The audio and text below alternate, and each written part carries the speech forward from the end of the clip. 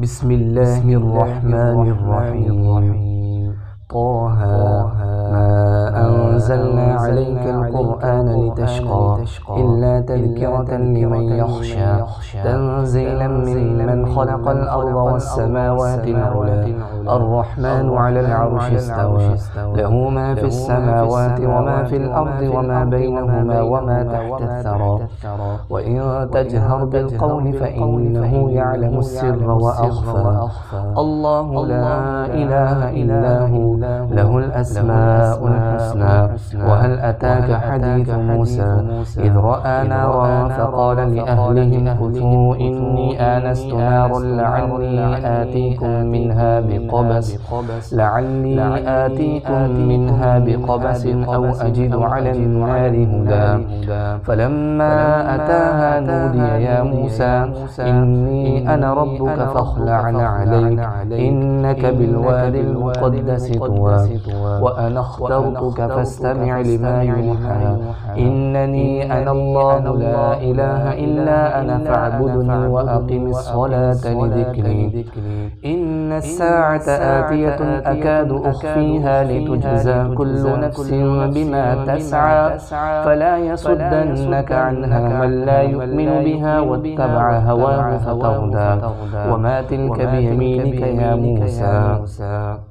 قال هي عصاي أتوكأ عليها وأهش بها على غنمي ولي فيها مآرب أخرى قال ألقها يا موسى فألقاها فإذا هي حية تسعى قال خذها ولا تخف سنعيدها سيرتها الأولى واضمم يدك إلى جناحك تخرج بيضاء من غير سوء آية أخرى لنريك من آياتنا الكبرى اذهب إلى فرعون إنه طغى قال رب اشرح لي صدري ويسر لي أمري واحلل عقدة من لساني يفقه قولي واجعل لي وزيرا من أهلي هارون أخي اشدد به أزري وأشركه في أمري كي نسبحك كثيرا ونذكرك كثيرا إنك كنت بنا بصيرا قال قد أوتيت سؤلك يا موسى ولقد مننا عليك مرة أخرى إذ أوحينا إلى أمك ما يوحى أن اقذفيه في التابوت فاقذفيه في اليم فليلقه اليم بالساحل يأخذه عدو لي وعدو له وألقيت عليك محبة مني ولتصنع على عيني إذ تمشي أختك فتقول هل أدلكم على من يكفله فرجعناك إلى أمك كي تقر عينها ولا تحزن وقتلت نفسا فنجيناك من الغم وفتناك فتونا فلبثت سنين في أهل مدين ثم جئت على قدري يا موسى واصطنعتك لنفسي اذهب أنت وأخوك بآياتي ولا تنيا في ذكري اذهبا إلى فرعون إنه طغى فقولا له قولا لينا لعله يتذكر أو يخشى قالا ربنا إننا نخاف أن يفرط علينا أو أن يطغى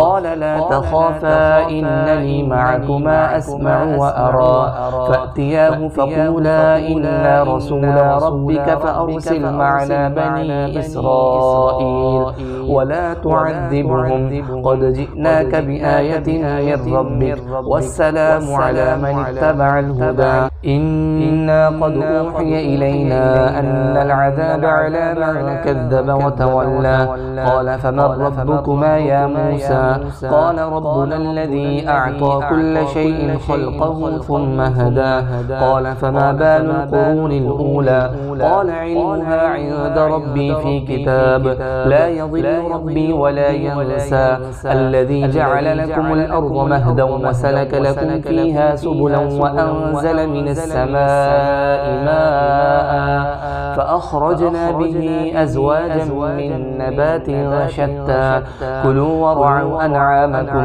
إن في ذلك لآيات لأولي النهى منها خلقناكم وفيها نعيدكم ومنها نخرجكم تارة أخرى ولقد أريناه آياتنا كلها فكذب وأبى قال أجئتنا لتخرجنا من أرضنا بسحرك يا موسى فلنأتينك بسحر مثله فاجعل بيننا وبينك موعدا لا نخلفه نحن ولا أنت مكانا سوى قال موعدكم يوم الزينة وأن يحشر الناس ضحى فتولى فرعون فجمع كيده ثم أتى قال لهم موسى ويلكم لا تفتروا على الله كذبا فيسحتكم بعذاب وقد خاب من افترى فتنازعوا أمرهم بينهم وأسروا النجوى قالوا إن هذان لساحران يريدان أن يخرجاكم من أرضكم بسحرهما ويذهبا بطريقتكم المثلى فأجمعوا كيدكم ثم أتوا صفا وقد أفلح اليوم من استعلى قالوا يا موسى إما أن تلقي وإما أن نكون أول من ألقى قال بل ألقوا فإذا حبالهم وعصيهم يخيل إليه من سحرهم أنها تسعى فأوجس في نفسه خيفة موسى قلنا لا تخف إنك أنت الأعلى وألق ما في يمينك تلقف ما صنعوا إنما صنعوا كيد ساحر ولا يفلح الساحر حيث أتى فألقي السحرة سجدا قالوا آمنا برب هارون وموسى قال آمنتم له قبل أن آذن لكم إنه لكبيركم الذي علمكم السحر فلأقطعن أيديكم وأرجلكم من خلاف ولأصلبنكم في جذوع النخل ولتعلمن أينا أشد عذابا وأبقى قالوا لن نؤثرك على ما جاءنا من البينات والذي فطرنا فاقض ما أنت قاض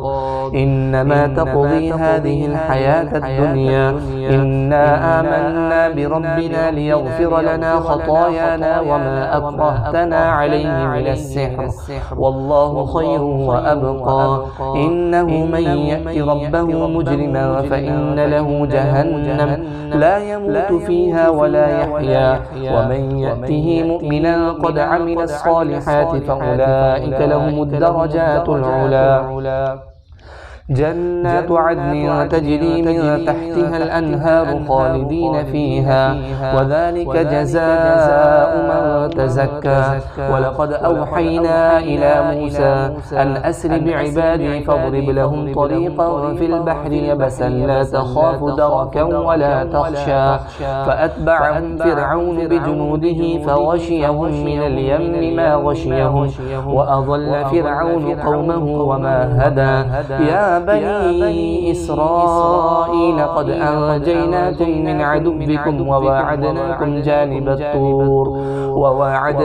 جانب الطور الأيمن ونزلنا عليكم المن والسلوى كلوا من طيبات ما رزقناكم ولا تطغوا فيه فيحل عليكم غضبي ومن يحلل عليه غضبي فقد هوى وإني لغفار لمن تاب وآمن وعمل صالحا ثم اهتدى وما أعجلك عن قومك يا موسى قال هم أولئك على أثري وعجلت إليك ربي لترضى قال فإنا قد فتنا قومك من بعدك وأضلهم السامري فرجع موسى إلى قومه غضبان أسفا قال يا قوم ألم يعدكم ربكم وعدا حسنا أفطال عليكم العهد أم أردتم أن يحل عليكم غضب من ربكم فأخلفتم موعدي.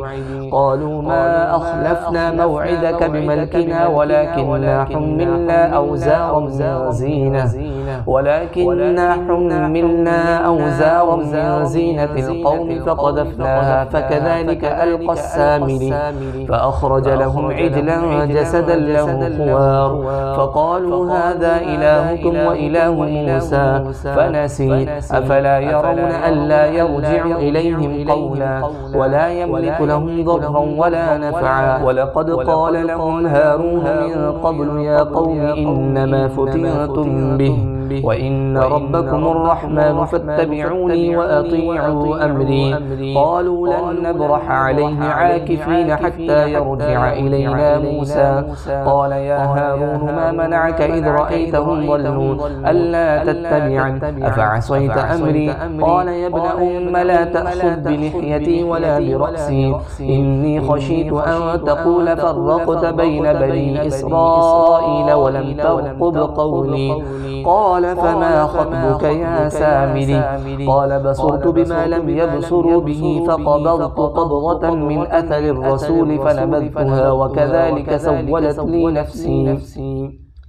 قال فاذهب فإن لك في الحياة أن تقول لا مساس وإن لك موعدا لن تخلفه وانظر إلى إلهك الذي ظلت عليه عاكفا لنحرقنه ثم لننسفنه في اليم نسفا.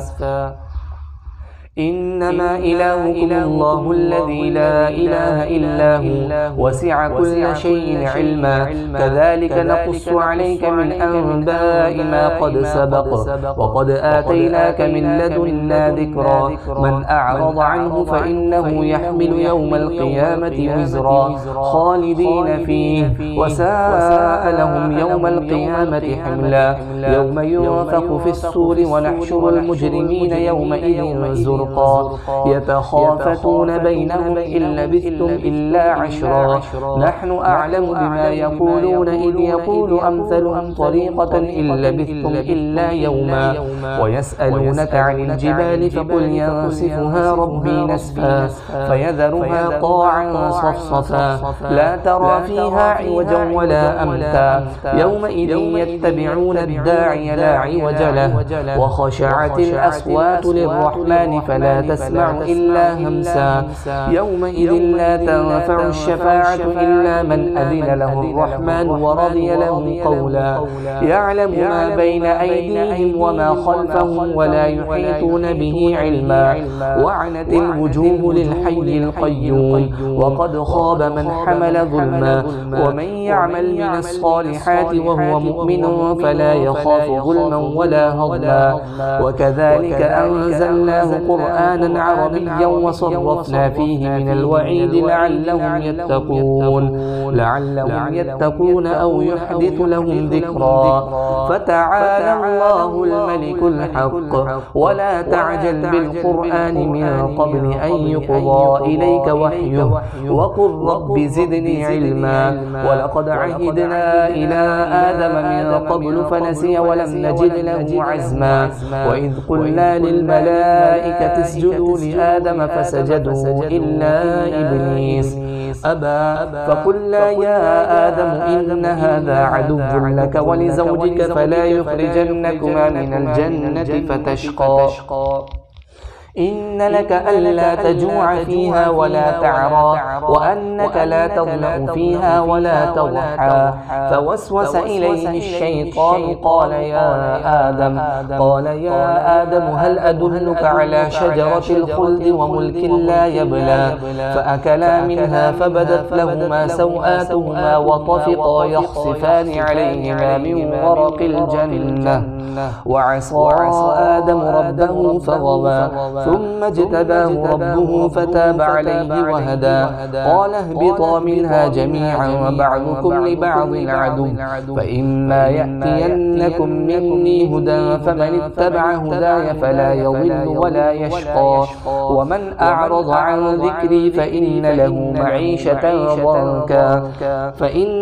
معيشة ضنكا ونحشره يوم القيامة أعمى. قال رب لم حشرتني أعمى أعمى وقد كنت بصيرا قال كذلك أتتك آياتنا فنسيتها وكذلك اليوم تنسى وكذلك نجزي من أسرف ولم يؤمن بآيات ربه ولعذاب الآخرة أشد وأبقى أفلم يهد لهم كم أهلكنا قبلهم من القرون يمشون في مساكنهم إن في ذلك لآيات لأولي النهى ولولا كلمة سبقت من ربك لكان لزاما وأجل مسمى فاصبر على ما يقولون وسبح بحمد ربك قبل طلوع الشمس وقبل غروبها ومن آناء الليل فسبح وأطراف النهار لعلك ترضى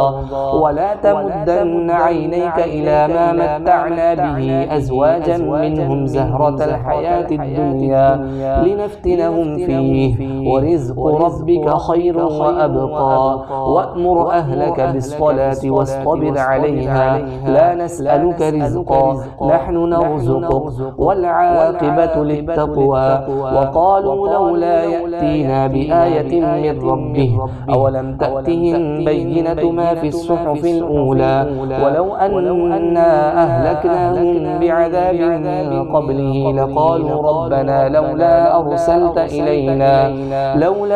أرسلت إلينا رسولا فنتبع آياتك من قبل أن نذل ونخزى